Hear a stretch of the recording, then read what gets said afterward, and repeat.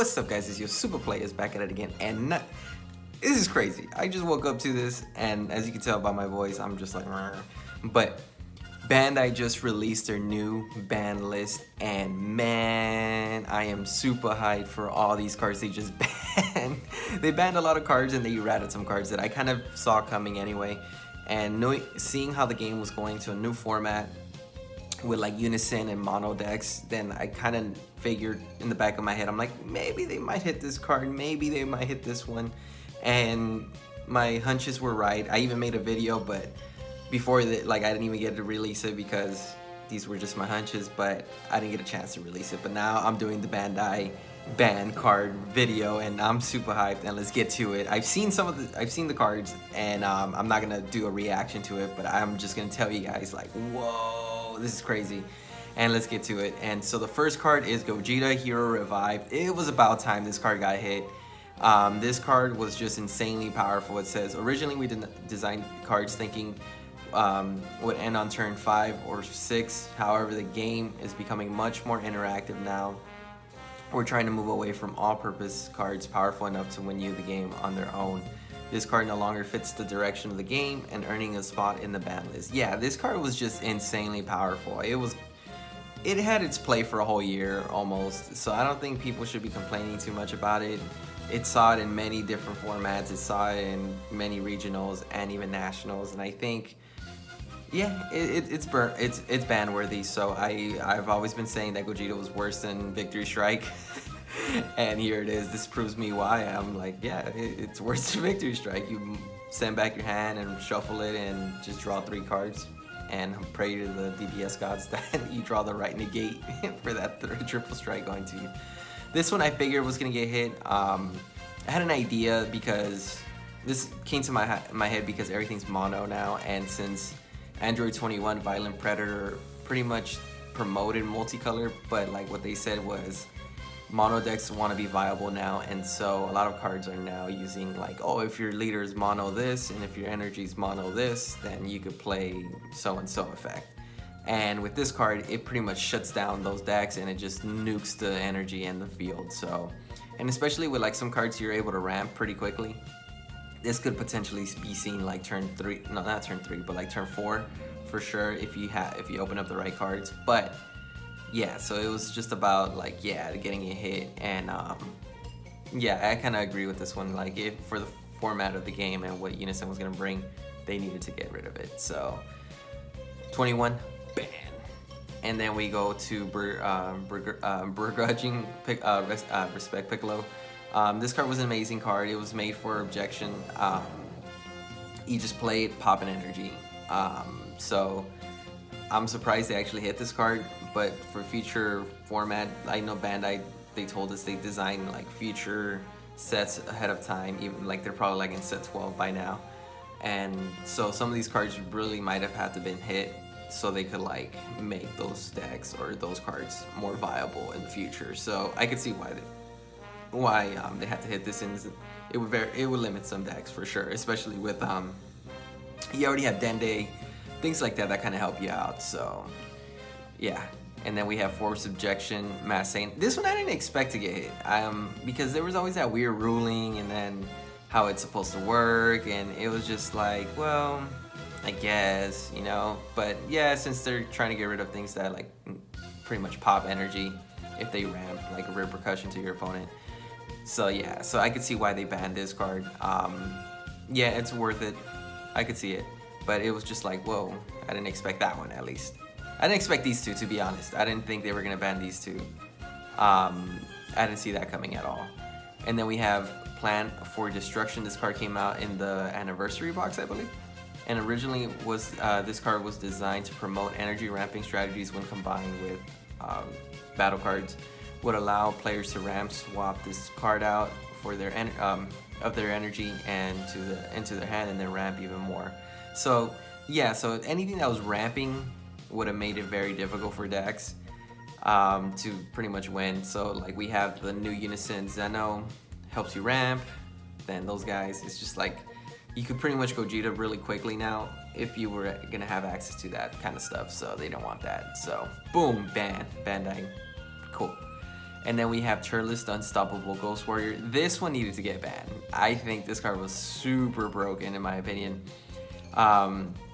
You pretty much, like with Vegetanks, you swarm the field and then you can bring out this guy turn 1. Like if you go first, I was playing someone that didn't even charge an energy and they were just going off on me. I'm like, wow, he didn't even charge an energy this turn for like 2-3 turns. And like this card just made it way more consistent in my opinion.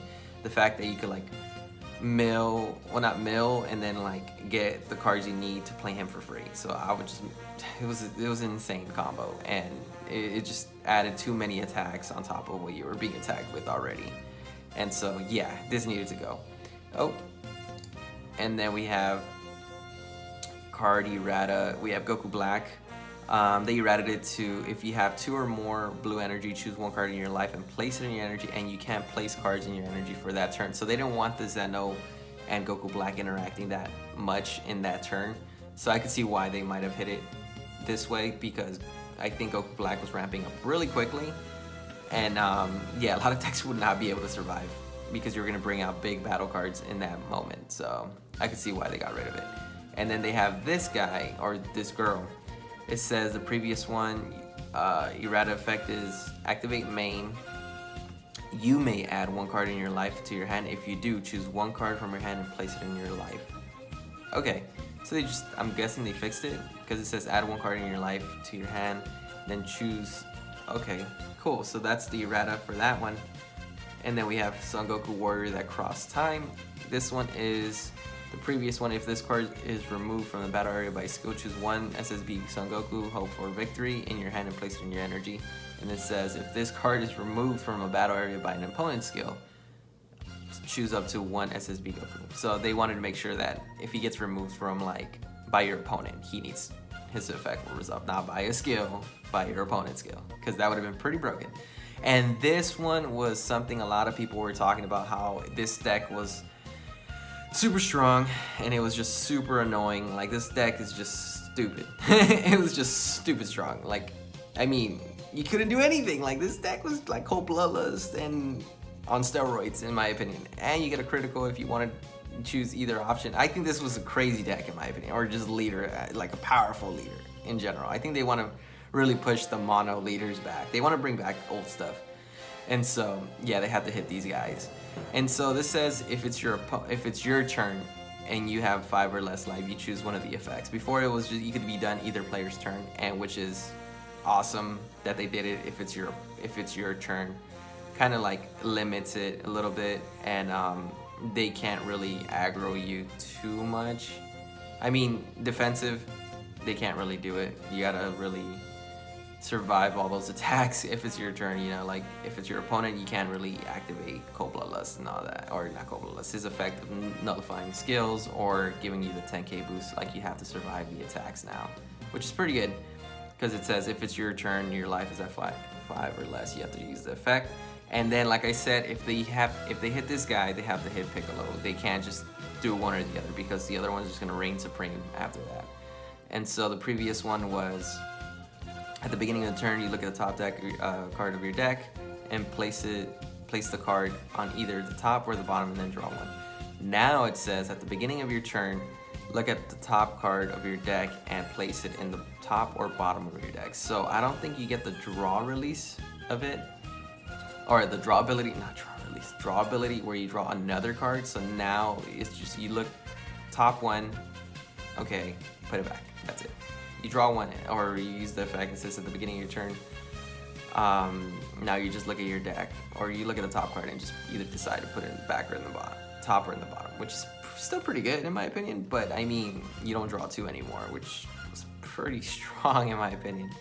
And these won't be effective until June 5th, guys. June 5th is when this will be legal.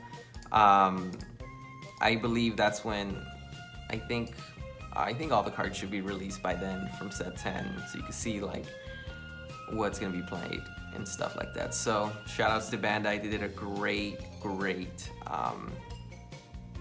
listing with these cards. I'm surprised they, like I said, I knew they were gonna ban a lot of cards, especially with Unison being out. So there you guys have it. Bandai, shout outs to you. You guys did a great job with this ban list, and I'm super hyped for this I'm not kinda, I am super hyped for this upcoming format. So we're gonna see a lot of crazy decks like reigning supreme, and I don't know. Hit up in the comment section what you think is gonna be the next meta deck with set 10 coming out.